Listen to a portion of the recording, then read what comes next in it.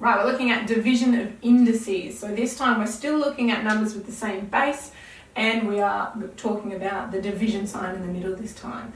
So we've got an x to the power of 6 divided by x to the power of 2. We could expand that out and it would look like this: x times x times x times x times x times x divided by x squared, which is x times x. And we can start to simplify it this way. X divided x is 1 times x divided x is 1. So we'd have 1 times x times x times x. What we're left with here is 1, 2, 3, 4 x's, so x to the power of 4. Once again, super easy if we can expand it out, but until, if we start getting numbers that are really, really big, it's going to take quite a while. So we want that shortcut method. If we have a look up here, we've got a power and we are dividing it, and we can see that power actually ends up as 4. So our shortcut here is x to the power of 6 divided x to the power of 2 is actually equal to x to the power of 6 take 2. Right, there's our shortcut. So we're left with this here. So that means that our rule will be x to the power of a divided by x to the power of b is actually equal to x to the power of a take b. So in this case, when we divide the bases that are the same, then we are subtracting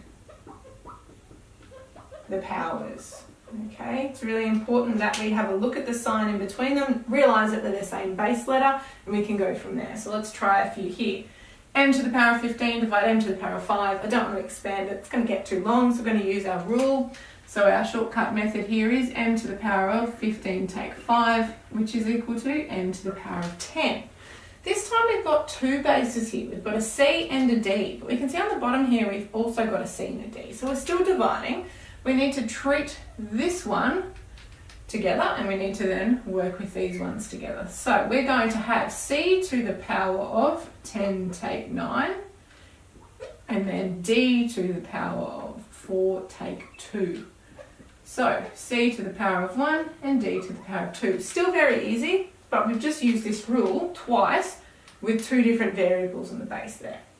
Okay, this time we've still got one base, so the a and the a, but we've also got numbers. So we need to recognise that we need to treat these numbers like this stuff wasn't here at all.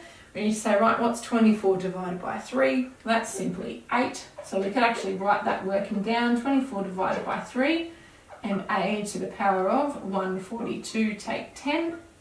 So that's our working one. We know that 24 divided by 3 is 8. And a to the power of, it'll be 132. Okay, so we need to recognise that if we are dividing between things with the same base, then we subtract those powers. It might be the case that you have two variables, but they can work with their partner, or we might also have numbers in the mix.